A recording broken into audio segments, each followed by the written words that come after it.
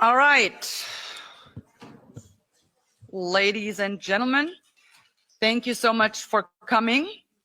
I think it is a very important evening tonight because here it is. This is what I call the smoking gun. In this documentation, it becomes quite clear, and Naomi will then, of course, elaborate on that. Pfizer lied, and so did our governments. And how did it all start? It started pretty much out by something called the Freedom of Information Act, and requiring Pfizer, respectively the FDA, the Federal Drug Association, or Food and Drug Administration. Food and Drug Administration of the United States, to release these Pfizer papers, and Pfizer, respectively FDA, then not wanting to do that, petitioned a court, and they wanted the judge to allow the FDA to keep the papers under wraps for 75 years. Interestingly enough, though, there have been talk in Germany this April, the so-called Freedom of Information Act, so any citizen can ask the government for information, and there was a discussion about abolishing that right for the citizens altogether. Now that's a big tell. So they no longer want the citizens to even know what the government should be publishing. But that is just a side note. So anyhow, the FDA wanted the Pfizer papers to be locked up for 75 years, which the judge didn't go with. Then the FDA offered, well, then, we would be prepared to publish 500 pages per month, which in essence would have taken 75 years to get all of the paper out, because it was in total roughly 450,000 pages. Well, the judge didn't want to have any of that, and he ordered the FDA, they would have to release 55,000 pages per month.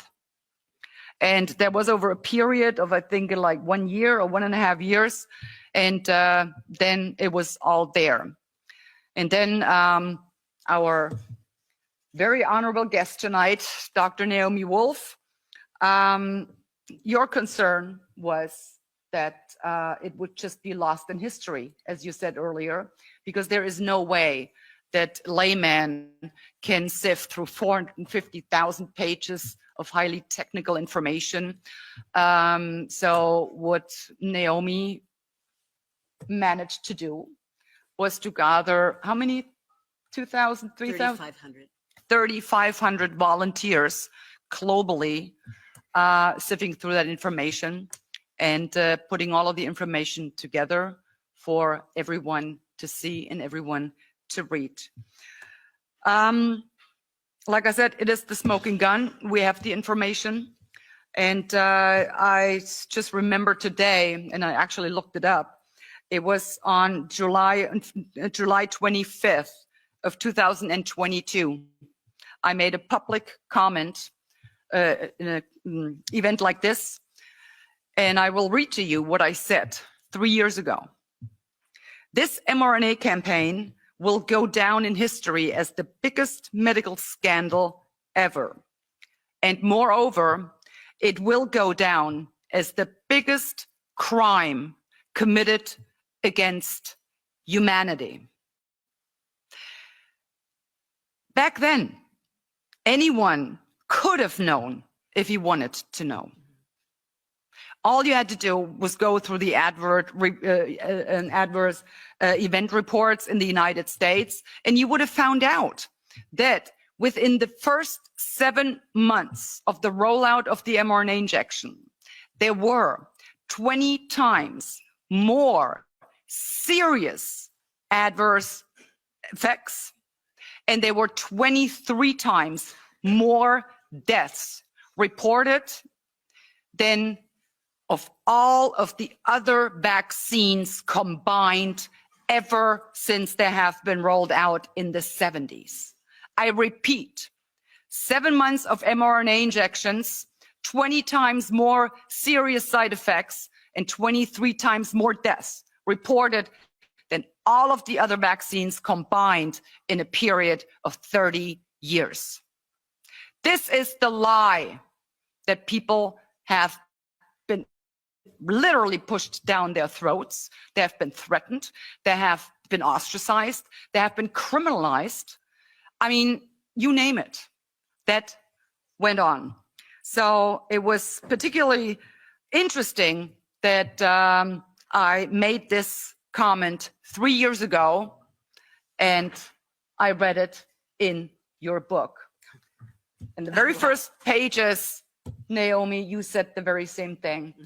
And yeah, I stand by that comment, and I will be repeating it for times to come.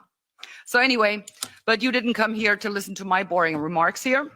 I'm pretty much sure you came all to see and hear and listen to Dr. Naomi Campbell. Thank you. Oh, can you imagine? Great, isn't it great? Dr. Naomi Wolf, of course. And I really have to thank you. You put in a lot of work. I mean, just flipping through the pages, it is so much information. But to compile it and put it together for laymen to understand and read, to really understand the massive lie that we have been subjected to. And I would very much like you to join me in welcoming the great Naomi Wolf. Thank you so much for being here. Thank you. Thank you all. Thank you so much. Can you hear me loud and clear if I sit this distance? Wonderful. Well, thank you, MEP Anderson. Thank you to your so hospitable staff who has welcomed me and my husband, Brian O'Shea, to Brussels. And thank you all for taking time from your incredibly important work to sit with us here. Thank you to those watching online. I just want to say before I begin that it's extremely moving to me to be sitting in this place, in the heart of Europe, and meeting so many people from different political perspectives, really different in many ways. I consider myself a liberal. I've been a Democrat. I advised the Clinton team and Vice President Gore in his election campaign, but that really doesn't matter. You know, Ms. Anderson, MEP Anderson, or with other MEPs whom I've met here, their colleagues from whatever political party, because what's happening right now in Europe and the United States and worldwide is an extraordinary historical moment. It's related to what I'm going to tell you, but all over the world, people are realizing that what divides us in policy terms or political labels is not nearly as important as our fundamental core values as Europeans, as North Americans, people around the world who love freedom and individual human rights, the rule of law, and that's what was targeted ultimately by these injections as it's being targeted in other ways. And I will explain that, but fundamentally, whatever the political party is of people I'm meeting here, we are brothers and sisters, we are allies, because first of all, we need to save European democracy, we're saving American democracy, we need to save democracies, rule of law, and free speech around the world. So I just want to say that before we begin. Shall I launch right in? All right, so some of you may know who I am. I've been a public figure since I was 26 years old, and others may not. I'm a long-standing best-selling feminist author. I've written 9 best-selling books, translated in European languages of many kinds, and I was a Rhodes Scholar. I got a DPhil at Oxford University in English literature. I'm not a medical doctor. But I am a journalist. I've appeared in every major news site. I was a columnist for The Guardian and for the Sunday Times of London and so on. But all of that didn't matter in June of 2021 when I which covered women's reproductive health. When I noted that we're reporting eyewitness accounts of their bodies, which is, as a feminist, you're supposed to be allowed to listen to women about their bodies. They were reporting eyewitness accounts of menstrual damage upon having received the mRNA injection. And literally, that was my post. And overnight, I was canceled from X, Twitter at that time, canceled from Facebook, YouTube. My bio changed around the world simultaneously, which is interesting. I didn't think AI had rolled out then, but something did that. Went from, Rhodes Scholar, doctorate at Oxford, to conspiracy theorist. And overnight, every major news outlet that had published me and featured me for 40 years closed their doors to me, and I was literally voiceless.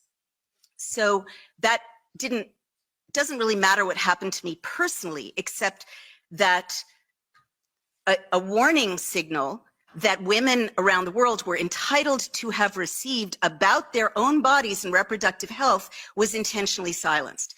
And I found out later, during lawsuits brought by the state's attorneys general of the state of Missouri and of Louisiana, that it was people for whom I had voted, the Biden administration, notably senior people at the CDC, the Census Bureau, which knows where I live, I'm related to, other agencies, including law enforcement agencies, that had colluded to put pressure on Twitter and Facebook and other social media sites to silence my tweet and to discredit me. And that was very terrifying, to find out the most powerful government in the world had singled you out. And by the way, we have a First Amendment in the United States, thank God. And two courts now have found that two settlements have found that my constitutional First Amendment rights were violated, and that the Biden administration had no legal right to silence a citizen, but that happened. So as a journalist, I realized that there must be a story here, because why go to so much trouble to suppress this simple tweet of mine? And in 2022, as you described, the successful lawsuit by attorney Aaron Siri led to the forced release of 450,000 documents from Pfizer in the custody of our FDA. Now, I was only being hosted at that time by Steve Bannon, the far right-wing commentator. Another example of, I don't agree with Bannon on a lot of issues. I'm still a liberal, but he cared about what was happening to women and children. So I was talking on his show about these issues, and he said, these documents will be lost to history. Of course, you're going to convene a group of experts to go through them. And I said on the air, of course I am, not having any experience in doing that. But miraculously, 3,500 doctors and scientists did convene and worked for 2.5 years pro bono in service of humanity, but also out of love for science and medicine, to read through these massive documents, technical documents, and to issue what are now 105 reports. 50 of them are in that book, if you would kindly hold it up at some point. And we published them in real time. Now, before I tell you what's in the Pfizer documents, I just want to note that it's been 2.5 years since we began publishing these reports, and we have not received a lawyer's letter from Pfizer. So what is reported is accurate. No one from Pfizer is telling us to cease and desist. It's accurate. And also, it's not my opinion. I just want to stress that. I'm not the author of this book. I'm an editor of it. Amy Kelly is the leader of the effort, my COO. But what's in this book are reports that link directly to the primary documents. So if you have any doubt about any conclusion in any of these reports, you can link, you can check the Pfizer documents and see for yourself what that primary document looks like. All right, so what's in the Pfizer documents? First of all, and I think this is very important for you as MEPs, Pfizer knew a month into the rollout into the public of this injection, so November of 2020, that this vaccine did not work to stop COVID. And I want you to process that and absorb that. It means that everything that followed, the mandates, the lost jobs, the businesses that had to close, the children not allowed to go back to school or university if they didn't take the shot, right? The armed forces compelled to take the shot, the pilots compelled. All of that followed, the two-tier society, the suppression of liberties, was predicated on a lie. It didn't stop COVID, concluded Pfizer. The efficacy and vaccine failure. And the most common side effect of getting vaccinated is COVID. So everything that followed was a lie. Second, they knew that the injection did not stay in your deltoid. I'm sure that Europeans, probably through the EMA, the European Medicines Agency, like our FDA, or other public health entities, told people here, if you have side effects, it's likely to be chills, fever, a little fatigue. You may need to lie down. No, Pfizer knew that and they said that the materials stay in the injection site. They knew that was a lie. In fact, in the Pfizer documents, there are charts showing that the materials, the spike protein, the mRNA, the lipid nanoparticles, which is a petroleum byproduct, rather polyethylene glycol, a petroleum byproduct surrounding lipid nanoparticles and industrial fat, they didn't stay in the deltoid. They biodistribute within 48 hours, and they leave the injection site and biodistribute to major organs throughout the body. They cross the blood-brain barrier. You may have noticed personality changes in some of your loved ones who took this injection, but they also accumulate in the liver, the adrenals, the spleen, the lymphatic system, and if you're a woman, they accumulate in your ovaries. And so this is an industrial fat accumulating in women's ovaries, right? So the first injection accumulates in your ovaries. The second injection, more accumulates in your ovaries. Our experts could not find any mechanism whereby this material left the body, male or female. So by the first booster, people are already reporting when they do surgery on vaccinated women that they're fully blocked ovaries, okay, as well as other kinds of damage. Pfizer knew that. Pfizer knew that they had to hire 2,400 full-time staff in order to process the reports of serious adverse events they were already starting to receive. And indeed, within the Pfizer documents, it's a 3-year period of time, end of November of 2020 to February of 2021. Well, that tallied up over 42,000 serious adverse events. Many individuals had multiple serious adverse events, and just an overwhelming number of side effects that were not fever and chills, but in fact, things you were not told about. So the number one side effect in the Pfizer documents is something called myalgia, which is muscle pain. How many people do you know who just feel bad? Well, Pfizer knew they would feel bad. Doctors are baffled, myalgia. The second most common side effect is joint pain, because these injections are inflammatory. And Pfizer knew that. What is arthritis? What is joint pain? Tendon pain, it's inflammatory. How many people do you know who are limping or had to have knee replacements, hip replacements, shoulder replacements? Young, healthy people, many of them. Pfizer knew. The third most common side effect, as I mentioned, is COVID. But after that, there is a catastrophic industrial scale tallying of horrifically serious side effects, notably heart damage, myocarditis, pericarditis, problems with the aortas, a great deal of blood damage, thrombotic thrombocytopenia, blood clots, lung clots, leg clots. These lipid nanoparticles create clotting in the body. Everyone knew that about lipid nanoparticles before this mRNA, who worked with them. Florid neurological events. Our experts found that the lipid nanoparticles strip the myelin sheath from nerves, which is how electricity is conducted in a nerve impulse. So of course you're getting tremors. How many people do you know who now have tremors?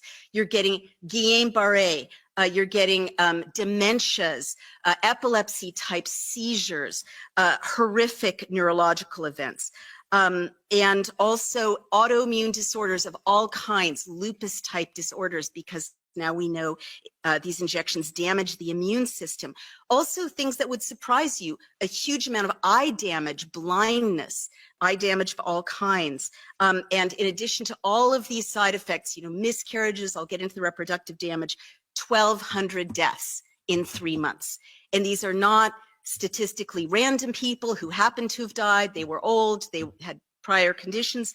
1,200 deaths that doctors let Pfizer or the authorities know needed to be recorded because there was some causality they were concerned about. Other smoking guns, you call this the smoking gun. 2 of our reports show, in my view, causality. Half of the liver and the stroke serious adverse events took place 48 hours after the injection, including deaths. Pfizer knew this. Okay. Pfizer knew by April of 2021 that minors were being injured by this vaccine, specifically myocarditis and pericarditis, heart damage. Never before have we had healthy young people dropping dead on planes. But what Pfizer knew was that 35 minors had sustained heart damage. Indeed, one of the most scandalous things that our work has surfaced is that the FDA knew, the CDC knew, Dr. Walensky knew by April of 2021. The Israeli Ministry of Health was trying to tell the CDC and the Biden administration that minors were having their hearts damaged. And instead of, we did a Freedom of Information Act request for the Biden records at that time, mentioning myocarditis.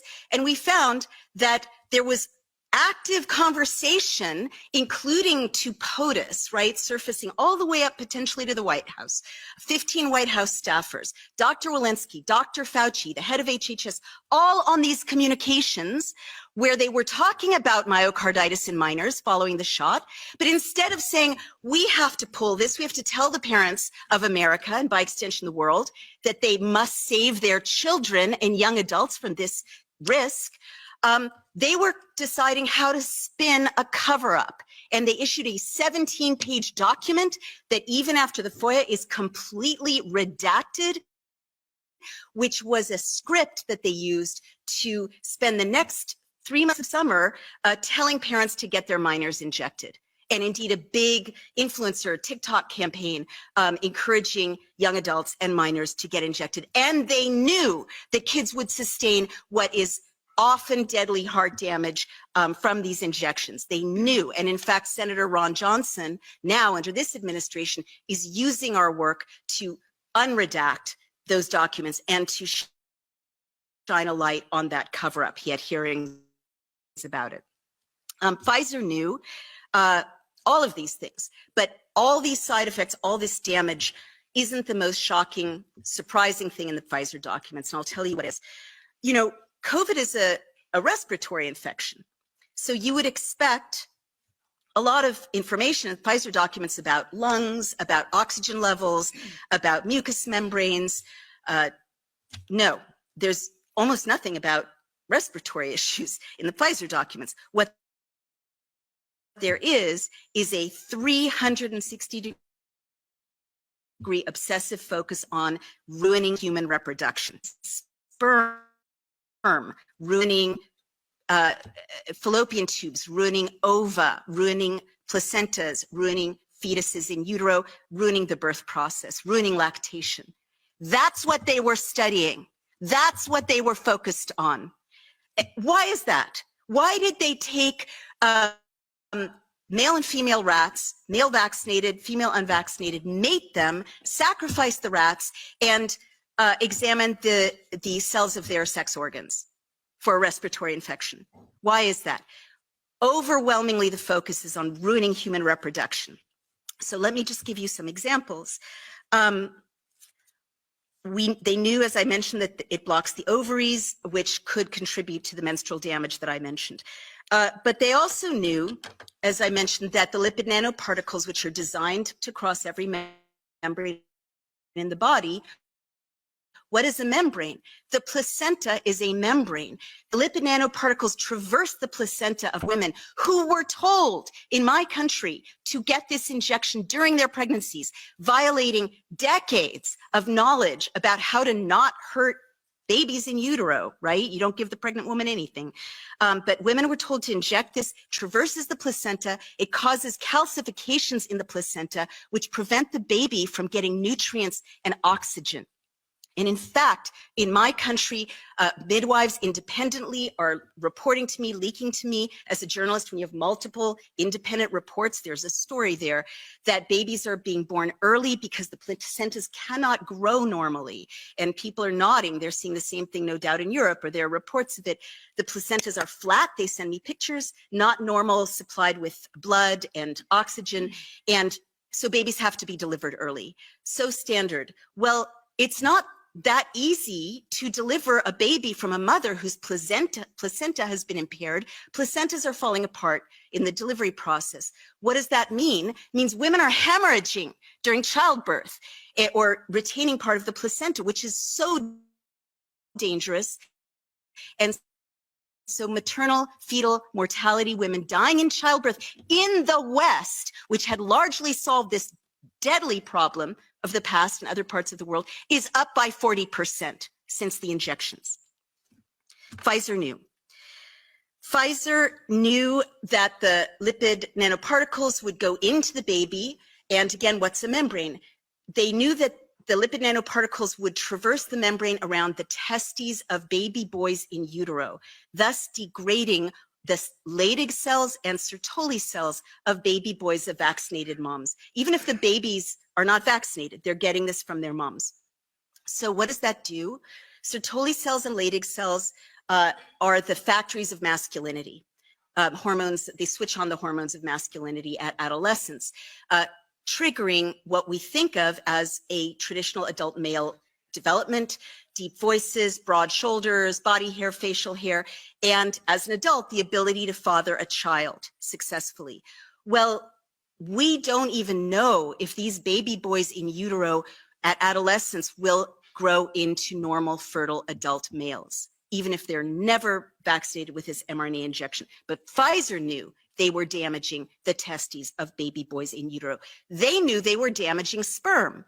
An andrology report confirmed that the injection killed and motility of sperm in men. And to this day, and this is a job for you all, I believe, to this day, there's something Pfizer knows about dangers to women in vaccinated men's sperm that they're not disclosing. In the Pfizer documents, there's a warning to men who are subjects of the study not to have intercourse if they were vaccinated with unvaccinated women of childbearing age, and if they did, to use 2 reliable forms of contraception. 2, Pfizer defines exposure to the vaccine as including, right, shedding is supposed to be a conspiracy theory, as including skin contact, breath, and body fluids, such as semen. And to this day, we don't know what that is, right? We know that women, anecdotally, are having horrible cramps, real problems with when they have intercourse with vaccinated husbands. We don't know why Pfizer said don't do that. I can tell you one hypothetical a little further on. They told women in the study not to get pregnant. Nonetheless, 270 women got pregnant in the study, vaccinated women. Now, 234 of them, the records of what happened to that pregnancy were lost, which is illegal. Pfizer is supposed to follow them through pregnancy. However, of the 36 women who gave birth, over 80% of them lost their babies. Over 80%. Pfizer knew that. One of the most chilling things in the Pfizer papers is something called a pregnancy and lactation report. And I'm feeling like the heaviness in the room, and I empathize. You know, this is very dark news, but I also want to say there's a lot that can be done, and you all are in a beautiful position to do it. So please bear with me for the rest of this darkness, because, you know, this is very serious, but there are ways to engage with this information after you have it constructively. The Pregnancy and Lactation Report is an 8-page document that was prepared specifically for the White House and given to Dr. Walensky, to the FDA, to the White House in April of 2021. Now, I am the daughter I'm the daughter and granddaughter of immigrants, but I'm the granddaughter of 2 people who lost 8 siblings in the Holocaust. And that's why I'm sitting here with you today, because if that wasn't part of our family's history, I wouldn't understand so clearly the importance of raising these warnings and calling attention to these atrocities. I've written about, and I know it's illegal in Germany, too bad. I'm going to use my American free speech. I'm in a free place. I've studied deeply the history of Nazi medicine. As a result, when I saw the Pregnancy and Lactation Report as a Jew and as the granddaughter of people, part of whose family were wiped out by them, this was a very chilling and recognizable document. It had charts, very scientific, neutral, careful chart. Even superficial students of history, you know why I stress that. These careful charts show horrific damage to women and babies in the Pregnancy and Lactation Report. There is a chart showing menstrual damage to tens of thousands of women, 15,000 women bleeding every day after being injected, 10,000 women having 2 periods a month, 7,500 women having no periods at all, meaning they're totally infertile, 10-year-old girls bleeding upon being injected, 85-year-old women bleeding upon being injected, women hemorrhaging, women passing clots, you know, lives ruined, and certainly fertility ruined. All of it documented meticulously by Pfizer in the Pregnancy and Lactation Report, which went to the White House and to Dr. Rochelle Walensky and the FDA. I'm quite sure if you investigate, you will find comparable charts that went to your leaders across Europe, because they were all on the same page. But I'm getting ahead of my story. Also in the Pregnancy and Lactation Report is a chart showing that they experimented on babies and they knew it, and they experimented on at least 3 babies to death, okay? This showed that babies who were nursing from vaccinated moms, these ones had vomiting, and these ones had edema, which is swollen tissues, and these ones had fever, and these ones had failure to thrive. They couldn't gain weight. These ones were inconsolable. I can never get that out of my head. One poor baby went into convulsions after nursing from a vaccinated mom, and then was rushed to the ER and died after multi-organ system failure. Her whole system shut down. What did they know? What is breast milk made of? I learned this in this process. It's made of out of the building blocks of lymph and blood. And so the lipid nanoparticles, the polyethylene glycol that are in the blood and lymph of vaccinated moms are turning into poisoned milk that is poisoning their babies. And Pfizer knew it. And to this day, the women of Europe don't know it. The women of America, for the most part, don't know it, unless they happen to have heard me or come up on this book. And so they're so at risk. And nursing, which is such an important part of human development and bonding and the immune system, has gone from 34% of all babies and moms to 14% of all babies and moms. And babies' first experience, I think we're going to see the damage of this in a generation, of human intimacy is poison, is poisoned nourishment now, and they don't have the words to say it to their moms or dads. But Pfizer knew. So this went to the White House, and 3 days later, on April 23rd, 2021, Dr. Rochelle Walensky, a mother, I should note, gave a White House press conference to the people of my nation, saying, with this in hand, there's no bad time to get your COVID mRNA injection before you get pregnant, during your pregnancy, or after your baby is born. She said that, knowing this. Lastly, in the pregnancy and lactation report, 2 babies died in utero, and Pfizer concluded that they died due to, quote, maternal exposure to the vaccine. So Pfizer knew that they were going to kill babies, that they were killing babies, and put them at risk. And fast forward, because I need to reach some of the conclusions of my talk. This is very predictable, what would happen. We're now 4 years after the rollout of this injection. And this book will show you this 360-degree attack on every aspect of human reproduction. Well, Igor Chudov, a mathematician and commentator, has analyzed government databases from about 20 different nations, including European nations. And vaccinated nations have lost 13 to 20% of their live births have dropped by that amount. And he calculates that in Europe, there are 1 million missing babies. We analyzed the government data from Canada, another terrible drop in live births. And now there was a big study from the Czech Republic, I believe, that also showed a dramatic drop in live births. And other studies are confirming what we began to publish in 2022, that vaccinated women are losing their eggs. They don't have the fertility of unvaccinated women. So this happened. This happened. And in spite of every effort, people who tried comprehensive suppression of this could have saved so many lives. I was just in Iceland. They are not at replacement levels for their own population. They now have 1.5 live births for every couple of 2 Icelanders. The Icelanders will be extinct over time, God forbid, unless this can be reversed, unless we can study and treat the infertility that Pfizer and their allies brought about. So to conclude, because I know we need to take questions, why I have concluded very reluctantly that we can't attribute these horrors to, corporate greed, people moving too fast. If someone tries to tell you that, they're lying, right?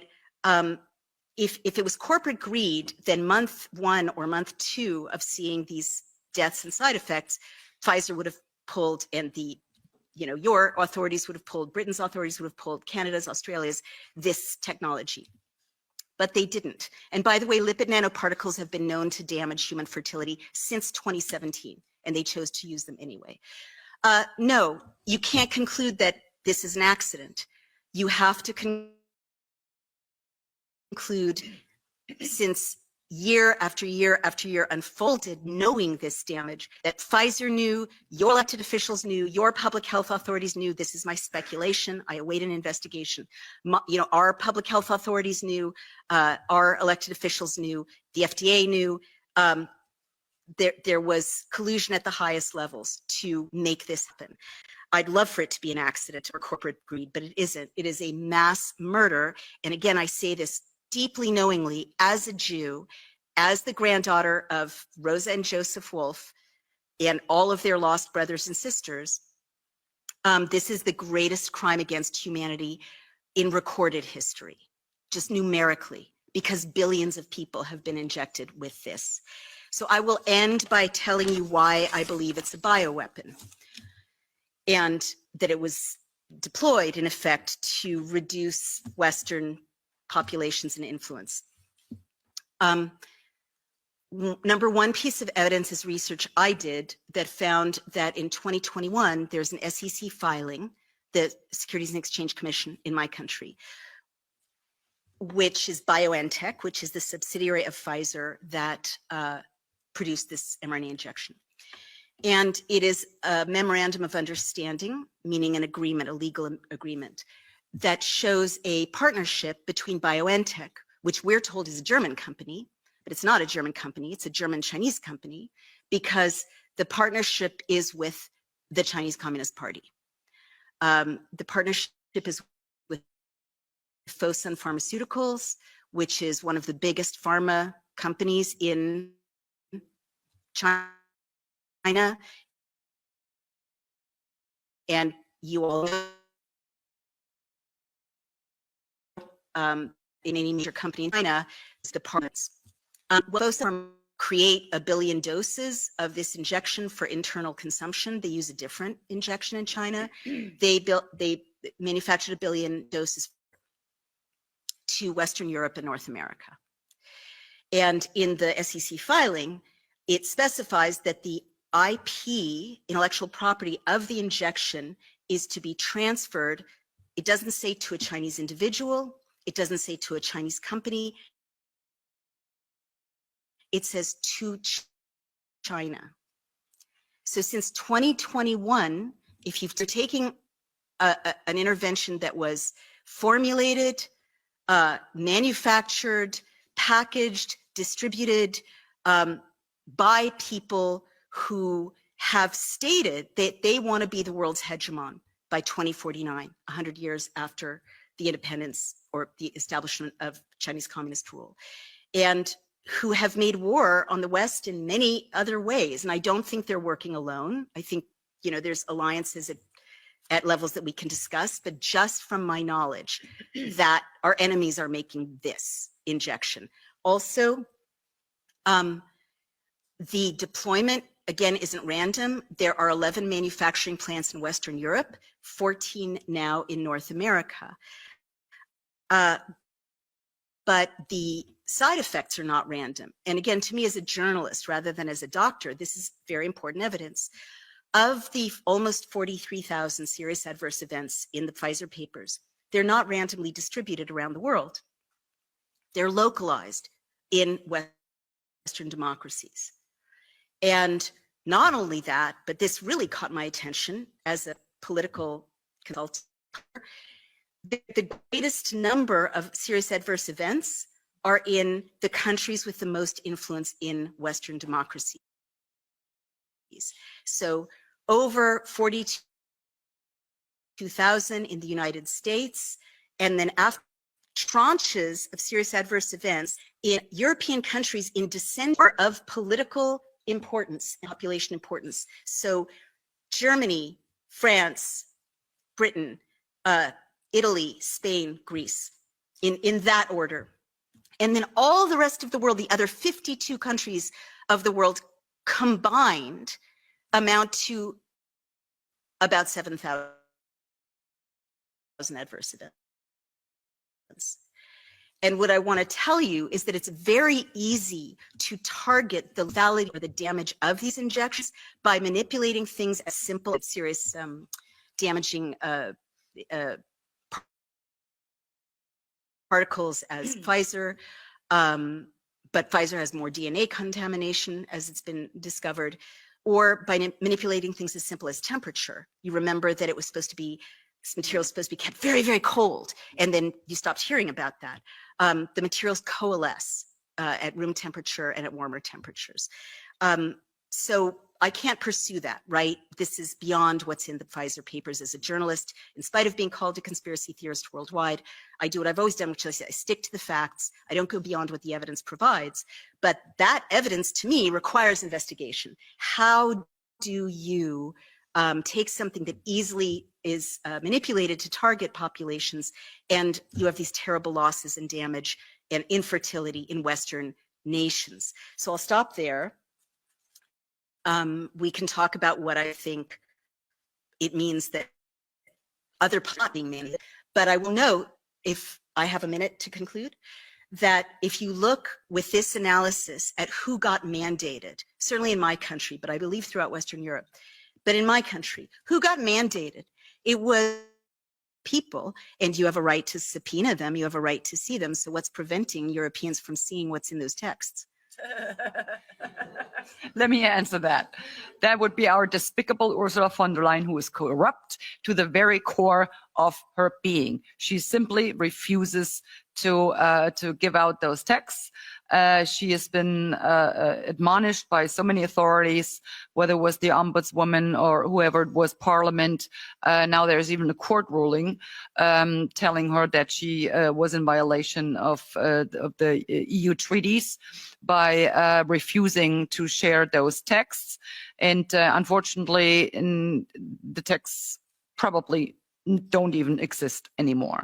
Well, So, and let that's me- that. let me The jump thing in is, there. yeah, As a tech CEO, I will just note that all texts still exist somewhere and are recoverable, even if she deleted them. I do hope we get through security going home. And I would also say that these are really cosmetic gestures and slaps on the wrist, censure. And now you know that a big crime may have been committed. So I would have thought that what I've shared with you could allow you to pursue criminal investigations. And I assume the rules of evidence give her fewer options in a criminal matter.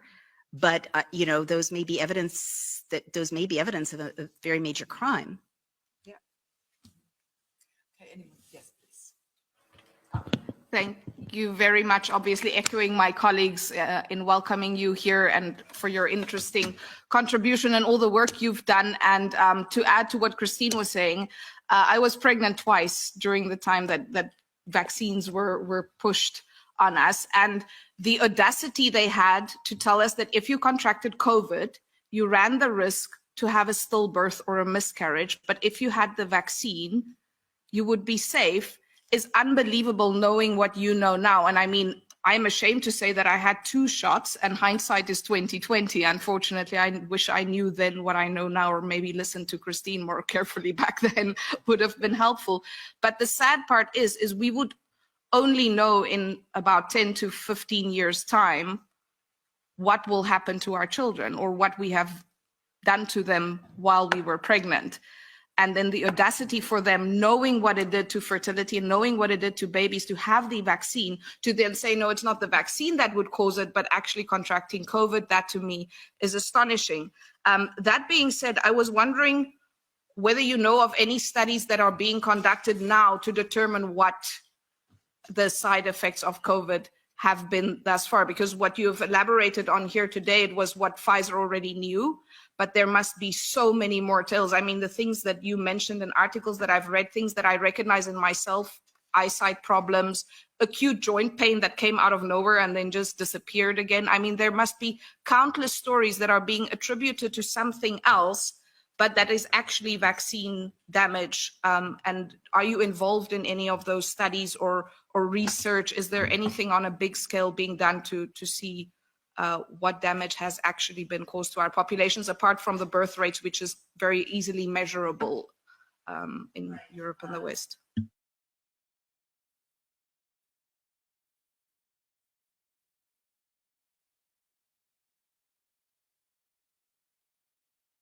So sorry. First, I was just saying, thank God you've got 2 children. And the next thing is, when I said there's hope, even though this is such a dark subject, now that you have the information, this is exactly what humans do to save other humans. If they have some influence authority, they launch the studies, they find the interventions, they find the treatments, and so on. So I never ever thought in my life I would say thank God for President Trump and RFK Jr., but here I am. Because we have RFK Jr. running HHS, we are likely to start getting what he calls gold standard science. And I still think there's huge pressure on him not to look at damage from the COVID injections, but he has been, like one of our biggest drugstore chains has stopped giving the COVID injection because they don't have a recommendation from RFK Jr. CDC. So those are things that are good, that are happening. In terms of other studies, it's difficult because pharma funds so many universities and so many studies and scientists. But if you look in the NIH database, you will see that there are peer-reviewed studies. Our team actually published a peer-reviewed study showing some of the side effects from these injections. And so it's more and more fully documented. I definitely want to echo what you're saying. I personally know anecdotally so many people who are suffering what I know to be mRNA injection injuries, and they have no idea, and their doctors don't tell them. And I'm sure that's happening in Europe. And we have to change that so that doctors can have some idea of what they're looking at and can treat people accordingly. And the last thing I want to say, it's very vestigial, we are not funded to do studies. That's not something we have the capability to do. I'm sure you guys can influence funding. Certainly, you know, funders at HHS are influencing funding for studies now. But I do want to say two of the huge takeaways are inflammation and circulation. So anecdotally, what I tell my loved ones is that everything you can do to detoxify, to support your lymphatic system, and to support your circulatory system, and also to engage in an anti-inflammatory lifestyle is going to help your body deal with, I'm not going to say process and eradicate, but deal with the damage from this injection. And I know that's very primitive compared to the sophistication of this harm, but I think, you know, with more studies, real medicine can build on real treatment, real science can see what real cohorts look like. I do want to say something to this question, though. You said, how can we ever trust them again? In the United States, trust in public health has completely collapsed. And I know anecdotally, vaccinated people, unvaccinated people across the political spectrum who are doing everything possible to never see a doctor or go to a hospital again, an allopathic doctor. The good news is there's a booming, you know, integrative medicine, taking the best of allopathic medicine and other treatments that we know are not so harmful in America. And I'm sure that that's happening in Europe and all over the world. But this is a crisis, right? We need to be able to trust our doctors and our hospitals, but they have to earn our trust. Okay. Yes, please. Thank you very much, Hi. Dr. Frederick first, and then you, Brian. Okay. Okay, Sorry. thank you. Thank you very much, Dr. Wolf, for your speech. Thank you. Is it me first or is it? Yeah. Okay. No, just you. In France, we have a Minister of Health, Mr. Rousseau. He went on national radio and he said these vaccines were safe and effective and there were no side effects. Go and get injected. As a journalist, I actually filed a lawsuit against him. I was actually thrown out of court because I did not have any right to act. At the end of the day, this is part of trust. You've just mentioned trust. If we can't trust the politicians for what they say, if we can't trust the judicial system, what, in your views, are the recourse we have as journalists in order to ensure that truth is being said, or at least what scientific truth we have, and what remedy can we get? Sorry, you're asking as journalists or citizens? I would say I'm a citizen journalist. Right. Well, I'm And a not politician gonna, as well. you know, I'm not going to sugarcoat my response. Journalism in Europe and Britain is in a catastrophic state, right? And it's difficult to get access to the truth. It's difficult to produce the truth. You get censored in many areas when you produce the truth. It's difficult to make a living producing the truth. And it's very difficult to combine uncovering the truth with justice. I just was in Britain a year ago testifying on behalf of a journalist named Mark Stein, who lost his show on GB News because he had me on to report these findings. And Ofcom, which is a government, quasi-government agency media watchdog, shut down his show. And they didn't say you were wrong or she made a mistake. What they said was, this is upsetting to people. So you can tell the truth in Britain. We told the truth, he told the truth, and you can still have your career closed down, you know, tens of thousands of pounds in damages, I mean, in costs, legal costs, completely silenced throughout Britain because the truth is upsetting. Like, so this is why I'm so moved to be here. You know, Europe invented free speech. Britain invented and developed freedom of speech and laws to protect free speech. And so I'm not here talking just about an injection that went bad. I'm talking about the essence of liberty itself in Europe, of which this is just one symbol. So that's why I would say the answer to a lot of what I've spelled out here in Europe has to do with having your own sovereign nations again. in your own borders, in your own citizens, making your own laws at a parliamentary level for the people, and not having their sovereignty drained by supranational entities that the people didn't elect and can't influence. That is the answer, and it worked for us, right? I mean, I try to be nonpartisan, but the people of the United States spoke, and there was enough scrutiny of our voting system, which is also very important, that someone the globalists didn't want to have, but who was a populist nationalist listening to the people to some extent, got into office. RFK Jr., who would never have been imagined a year ago to have been, in charge of science in America, is in office. And I'm not saying that's the end of the story. There's always a fight for freedom, and everyone's imperfect, but that wouldn't have happened if we hadn't had our nation state defended and at a state level, right? And that's why I'm so worried about the draining of sovereignty from France and Italy and Germany, because the only way we could police our rule of law was at the level of Alabama and Missouri and, Texas and other states that said no, and protected the vote and so on. So you need your borders back. You can't have a citizenry that can legislate without having borders, and you can't have a citizenry that can legislate if the people are not citizens. So that's what I would say about the importance of your organization and sovereign nations in Europe. Hallelujah and amen to that. Seriously. Okay, Brian. Hi, yes. The gentleman earlier had the question about China, and I was wondering if you would mind if I just address that, because you full disclosure, I'm married to Naomi. And I remember you had me research that part somewhere between walking the dog and meatloaf, I believe. Super fast. Super fast. So Sinovac was and it's a great question. Sinovac was the company that made CoronaVac, which was issued to the Chinese people, as well as Turkey, Indonesia, Brazil, pretty much some of their top partners, and then Belt and Road. Well, it's an inactive coronavirus. It's different than mRNA. What's telling about that is Fosun Pharmaceuticals is an offshoot of Fosun International, one of the biggest Chinese companies out there, who actually makes, I believe, most of our vaccine. And they refused it 3 times when Biden offered them a vaccine that their company made. And I think that, for me, is the most telling thing. Thank you so much for adding that. There any more questions? Oh, yes, back here.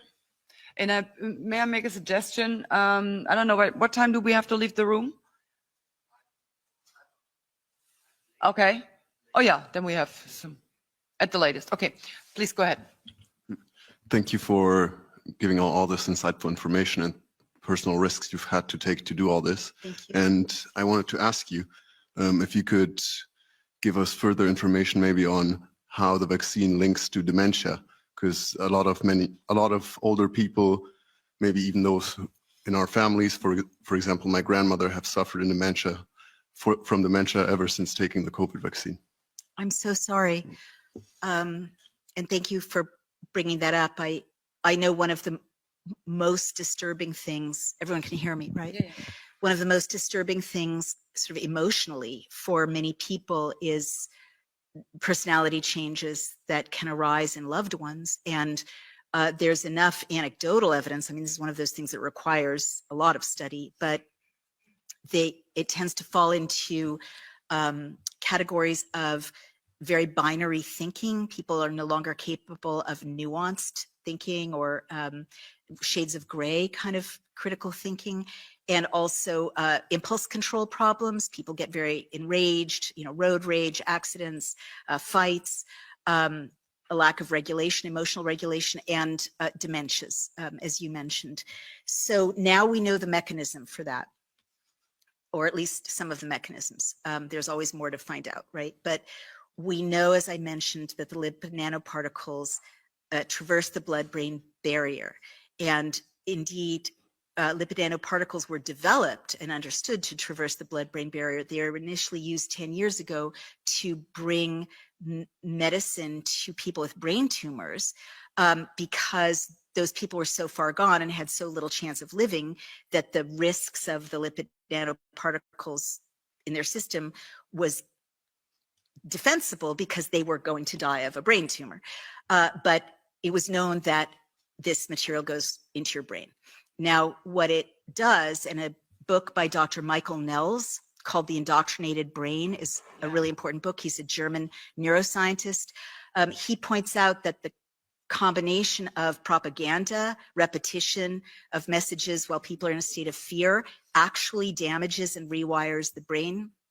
And also that there's this actual brain damage from the injection, specifically destroying or damaging the prefrontal cortex, which is where impulse moderation takes place, where we don't say, you know, terrible things to our loved ones, even if we're thinking them, and also where memory. I mean, one of the most disturbing things he found is that people with a combination of this rewiring through propaganda and the actual brain damage lost their memories of themselves, right? And it was replaced by the propaganda, so that when you challenge the propaganda, you've seen people storm out of the room when you say, well, let me show you this data that contradicts what NPR is saying. That's because you're not just challenging their knowledge base, which people used to be able to handle in a debate, but you're challenging their sense of self itself, because their brain has been rewired, essentially. So I think that's really worth noting. I don't know what happened, obviously, in your grandma's case, but there's so much dementia and Alzheimer's type damage in the Pfizer documents that it's just understandable. These lipid nanoparticles damage the brain as they circulate through the system, you know, crossing the blood-brain barrier. And that's why, again, study is so important, because what you've got, among other things, is an inflamed brain. You've got brain inflammation from the lipid nanoparticles. And so if you can engage in anti-inflammatory treatments that could help heal some of this, there can be, you know, trauma-based interventions that can help with the way propaganda rewires the brain, in effect. You can possibly rebuild the myelin sheath of the nervous system, you know, which helps all impulses travel through the nervous system. But those are things that it takes political will, as well as institutional will in universities and labs and so on, to deliver. So that's the best I can do. And I'm really sorry that that happened to your grandma. It's funny that you should mention Michael Nels, because believe it or not, my colleague Gerald Hauser from the group The Patriots and we hosted him just before the summer break. So yeah. Okay, are there any more? Yes, please. Yes, maybe one more question. Thank you so much for what you have said about Europe, because that's exactly what we are fighting for, Europe of sovereign nations, which implicitly means a Europe of liberty and freedom. And thank you so much also for your tremendously important work. My question refers to some of the last words of your talk. You said never again, it should happen never again. So what is your judgment on the political attempts to change this policy forever and to never let happen it again? Like in the US, you are a bit luckier than we are at the moment in Europe, where especially with your Minister of Health, I think you mentioned him before, Robert Kennedy Jr. We all know, wants to get rid of all these criminal policies, but as we see, the forces of darkness are striking back. And just today, I read that there is a pressure campaign to move him out of office, to remove him. So, what is your prediction on this? Is this possible for the dark forces to gain this power again, to remove such an important figure like Robert Kennedy, when all these things have come to light already? Is that possible? Is that thinkable? Or do you think there is a revolution going on which will not be reversible again? And and it's a matter of time that this will end forever. Yeah. Thank you.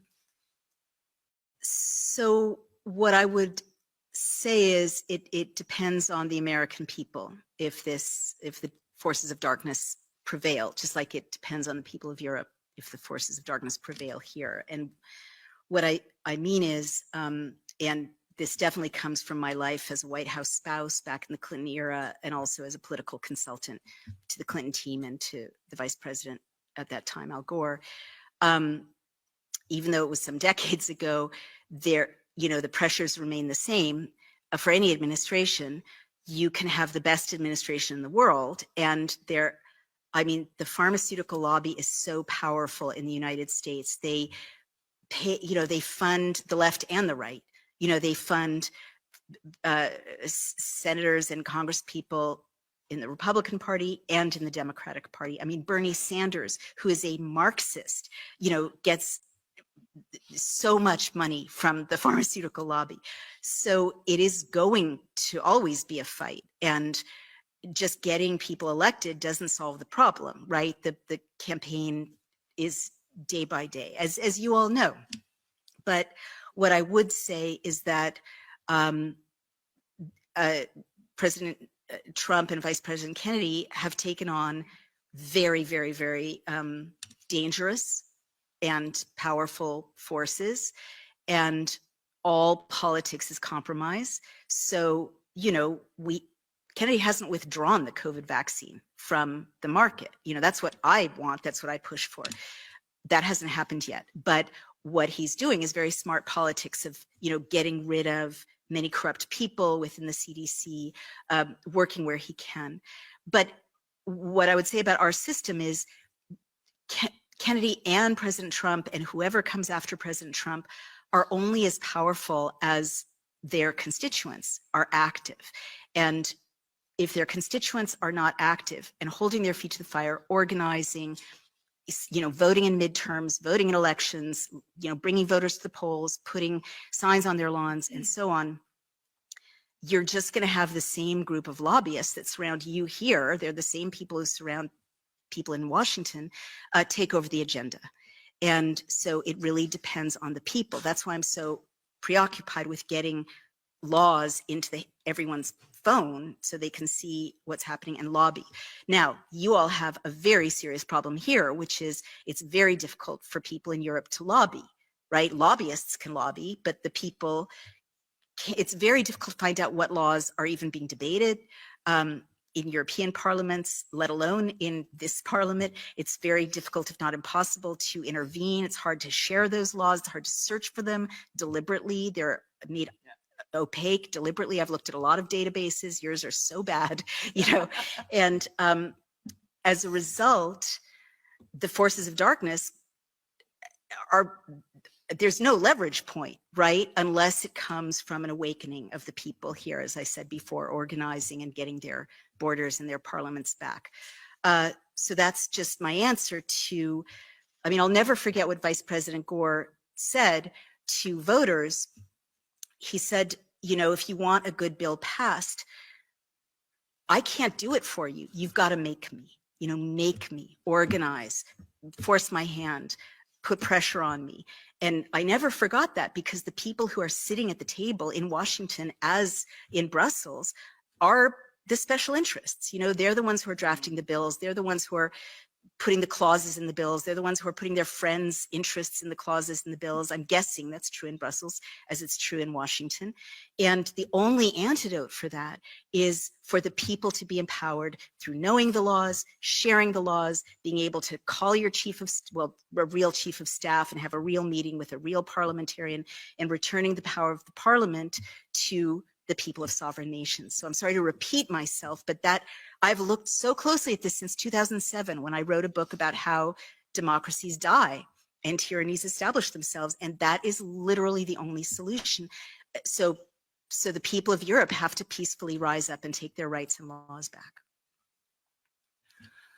By the way, the poor transparency of the websites, that you can't find any legislation that is going to be passed or whatever, and just the impossibility to find anything in particular on the websites. By the way, it's not a bug; it's a feature. Totally a feature, not necessary.